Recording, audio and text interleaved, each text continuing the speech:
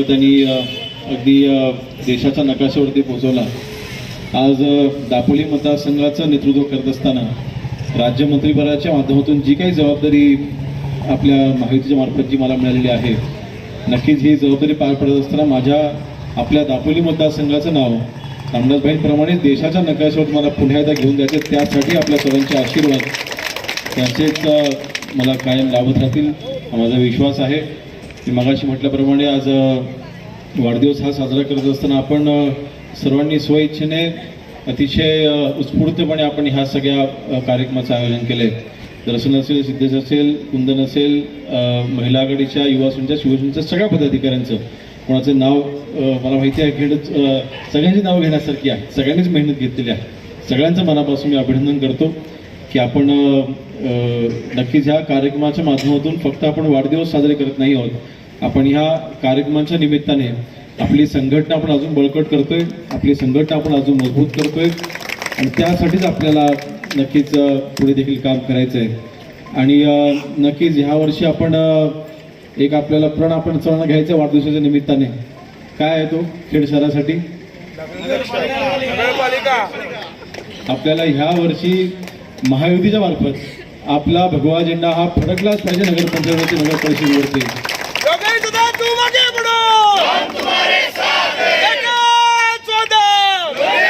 आणि त्यासाठी आजपासून आपण सगळे तयारीला लागूया।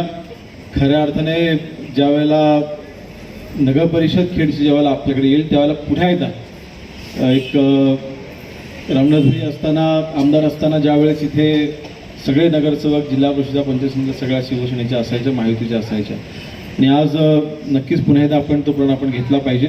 आणि भविष्यामध्ये आपल्याला खेडचा विकास अजून करण्यासाठी मला कल्पना आहे की अनेक प्रश्न देखील प्रलंबित आहेत। आमचे सर्व व्यापारी देखील विचार करत असतील गाळ कधी काढला जाणार आहे याची देखील मला पूर्ण कल्पना आहे। पुढच्या काही दिवसातच आहेत आमचे अध्यक्ष इथेच आहेत, आपण प्रमोदजी बुटाला साहेब, आणि पुढच्या काही दिवसातच आपण गाळ काढायला आपण सुरुवात देखील करतोय, त्यामुळे काही चिंतेचं कारण नाही।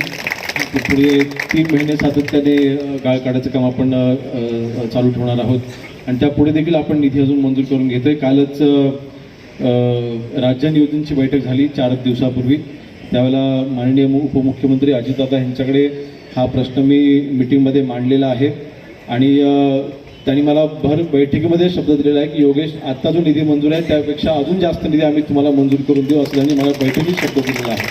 ती देखील तरतूद लवकरच होईल आणि आपला गाळमुक्त आपलं ही जगबुडी नदी आणि आपलं पूरमुक्त खेड या दिशेने आपण अजून यशस्वीरित्या आपण पावलं उचलू।